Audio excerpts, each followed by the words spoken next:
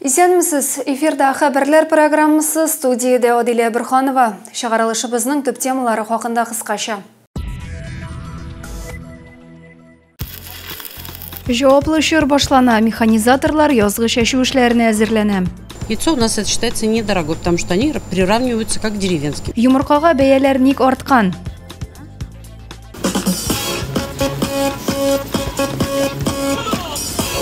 Мәктәп укучылары өчен каникул чорында ишек алды лагерьлары эшли. Авыл хуҗалыгы өлкәсендә ел әйләнәсе кызу урак өсте, шулар арасында язгы чәчү компаниясе аеруча җаваплы. Бүгенге көндә механизаторлар кырга чыгачак техникаларны әзерләү белән мәшгуль. Бу эш ничек барасын, тулырак киләсе видео язмада. Чыбыклы җитештерү комплексында язгы чәчүгә чыгачак техниканы ремонтлау бара.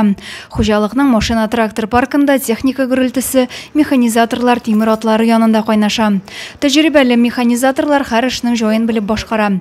Вениамин Менкин бу өлкәдә 40 елга якын эшли. Чәчү чоры безнең өчен аеруча җаваплы ди ул. Тракторлар әзерләйбез кыш буе. Тырмалар нитәбез, сүтеп җыябыз. Менә сейлкалар җыйдык, бөтенләй нәстә алып киләләр. Тактыгы слесарь булып инде трактористлар менә өченче трактор җыябыз инде. Әкрен генә тапчаслар алып киләләр. Язгы кыр эшләре чорында чыбыклы җитештерү комплексында 13 техника эшләячәк. Механизаторларның тәҗрибәсе, осталыгы, кирәкле запас частьләр булу нәтиҗәсендә эш тоткарланмый ди җитәкчеләр. Механизаторлар шөгыльләнәләр, ремонт сельхоз машина, сейлкалар, тырмаларны ремонтлап бетердек.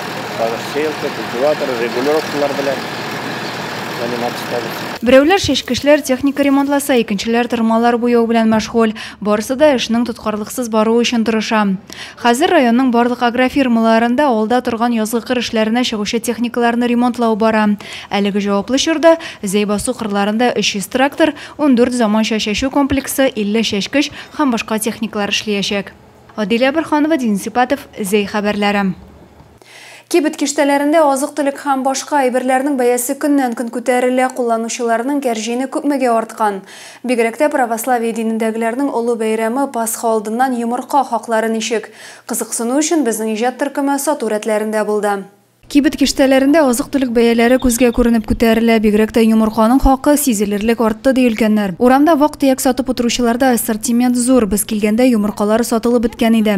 Бер дистәсе 100 сум булган, 6-7 көнлек кенә 120гә алдылар диләр. Ну, где-то неделя был, потому что нигде не было, и в деревнях 120 брать начали. Сейчас 100 рублей, это нормальная цена, считаю я. Үзәк базарда йомыркага кытлык юк. Товарны фермер хуҗалыкларыннан белгән кешеләрдән генә китерәбез ди күп еллар эшләүче сатучылар. 16 апрельдә булачак Олы Пасхага да йомырка бәясе артмас дигән фикердә алар. Беренче категория 8 сум, самый высший, самый крупный яйца 10 рублей стоит. Юк артмый уже все, шулык бәяләр кала. Кибет киштәләрендә йомырка җитәрлек, бәясе сортына карап төрлечә. Мәсәлән, беренче категориядәге йомырканың дистәсе 85 сум тора. Товар хакларының кинәт артуын сатучылар үзләре дә белмиләр. Яйца в магазине сбывает, товар ходовой. Конечно, ходовой, сейчас Пасха тем более. С прошлой недели цены у нас, конечно, поменялись. Но цены бывают разные, бывают выше, бывают ниже. Бәя арты дип кибетләрдә ыгы-зыгы күзәтелми, халык сайлап кына кирәк ярагын кәрҗингә тутыра. Одилия Бирханова, Денис Сипатов, Зәй хәбәрләре. Зәйнең юхиди хезмәткәрләре юл хәрәкәте кагыйдәләрен бозучы машина йөртүчеләрне ачыклау максатыннан юлдан баручы транспорт чарасын туктатып тикшерде. Тикшерү нәтиҗәсендә 26 шоферның кагыйдә бозуы ачыкланды. 28 мартта юхиди хезмәткәрләре тарафыннан чираттагы тоннель операциясе үтте. 2 сәгать дәвамында барган тикшерүдә юл хәрәкәте кагыйдәләрен бозуның 26 очрагы ачыкланды. Дәүләт номеры укылышсыз булган өчен 7 машина йөртүче административ җаваплылыкка тартылган. Төзек булмаган транспорт чарасы белән идарә иткән 2, шулай ук ОСАГО таләпләрен бозган 12 машина йөртүчегә штраф салынды. 2 шофер һәм 2 пассажирның куркынычсызлык кайышларын эләктермәүләре теркәлмәгән транспорт чарасы белән идарә итүнең бер очрагы ачыкланды. Мошенниклык очраклары белән бер рәттән яңа алымнары да арта бара. Аларның һәр кайсы җиңел генә, күп суммада акча эшләүгә корылган. Зәй ичке эшләр бүлегенә мөрәҗәгать итүчеләрнең чираттагысы шәһәребездә яшәүчеләр. Соңғы арада мошенникларның зәйлеләргә мессенджерлар аша шалтырату очраклары артты дип хәбәр итә полиция хезмәткәрләре. Узган ел мондый төр алдауларның 72 очрагы теркәлсә, быелның 3 аенда инде 35 кеше телефон аша алдакчылар кармагына эләккән. Мошенниклар еш кына WhatsApp'та 900 +88 +375 белән башланган номерлардан шалтыраталар. Кеше ышанырлык итеп теләсә кайсы банк рәсемнәрен урнаштыралар. Күп чиракта имеш өченче затның аның исеменә кредит рәсмиләштерүен хәбәр итәләр. Говорят, что мы сейчас проводим проверку, и вот в ходе нашей проверки обнаружилось, что ваши банковские данные, персональные данные скомпрометированы неким лицом, которого мы сейчас устанавливаем. На вас он пытается оформить ваш кредит. В данном банке указано типа Сбербанк, ВТБ или Акбарсбанк. И на эти кредиты он уже оформил, уже одобрен банком, но мы это зафиксировали и хотим это отменить. Но сами отменить не можем, это можешь сделать только ты. Для этого вам нужно оформить зеркальный кредит. Кредитны гамәлдән чыгару өчен кирәк дип ышандырып, СМС хәбәрдә килгән раслау кодларын атауларын сорыйлар. Әгәр дә сез ризалашмасагыз, ялган банк хезмәткәре сөйләм тонын үзгәртә һәм куркыта башлый. Мошенникның ятмәсенә ничек капканын сизми дә калалар. Үз куллары белән 10 меңнән башлап берничә миллионга кадәр булган сумманы башка кеше картасына күчерәләр ди тикшерүче. Үзеңне төрле ялганлаулардан һәм акча югалтулардан саклау өчен таныш булмаган шалтыратуларны алмагыз дип кисәтә полиция хезмәткәрләре. Мәктәп укучылары өчен каникул вакытында минем ишек алды лагерьлары эшли. Балалар белән әйдәманнар шөгыльләнә. Ял вакытларын алар кызыклы да, шул ук вакытта файдалы да уздыралар. Мәктәп укучыларының язгы каникул чорында ишек алды лагерьлары эшли. Әлеге форматтагы ял бигрәк тә әти-әниләре эштә вакытта шәһәр фатирында бикләнеп утыручы балалар өчен оештырыла. Балаларның ялын кызыклы, шул ук вакытта файдалы уздыру өчен әйдәманнар махсус программа әзерләгән. Тематика данной смены – космос. То есть она как бы не только развлекательная. Мы объясняем детям, что такое космос, рассказываем, кто такой Юрий Гагарин, Валентина Терешкова, чтобы у детей было понимание вообще истории. Потому что я вчера спрашивала, никто не толком не смог ответить. Каникул дәвамында Зәйнең 6 мәйданчыгында лагерьлар эшли, аларда 100-гә якын бала катнаша. Балаларның ялын махсус курслар узган яшүсмерләр әйдәманнар оештыра.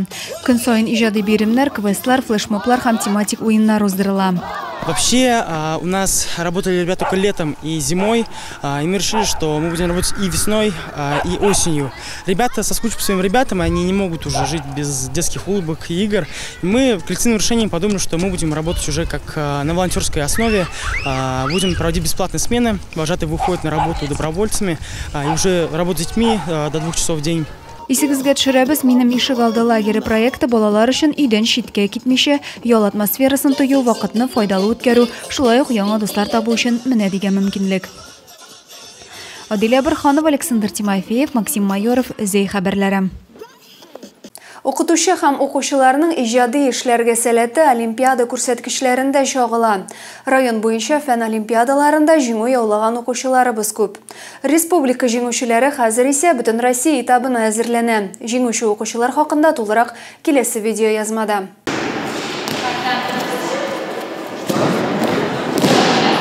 Зәйнең 4 укучысы физик культура буенча бөтен Россия олимпиадасына әзерләнә. Мәртәбәле көч сынашулар 8 апрельдә Түбән Новгород шәһәрендә узачак. Моңа кадәр алар республика этабында җиңү яулады. 4 человека с нашего района попали на заключительный этап. Это Устимкина Мария, школа номер 4, Нуреева Алия, школа номер 7, и Шарафиев Адель и Волков Богдан, школа номер 6. То есть для нас это как бы очень такая ответственность большая, потому что в таком составе мы еще ни разу не ездили. Спортчылар арасында физкультура буенча инде 3 тапкыр бөтен Россия олимпиадасында җиңү яулаган Мария Устимкина да бар. Ул 4-нче мәктәпнең 11-нче сыйныфында укый. Ярышларга ныклап әзерләнә, быел да санатмаска исәбе. В этом году я снова участвую в всероссийском этапе.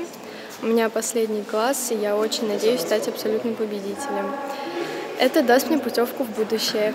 Олимпиаданың практик өлешендә Зәй укучылары спорт уеннарында төрле ярышларда катнашып, гимнастика һәм җиңел атлетика буенча үз көчләрен сынаячаклар. Уңышлар сезгә, яшь спортчылар! Бүгенге чыгарылышыбыз шуның белән тамам. Тагын да күбрәк мәгълүмат белән сез Зәй яңалыклары сайтыннан таныша аласыз. Без социаль челтәрләрдә дә бар. Ә мин сезнең белән сау булышам, исән-имин булыгыз.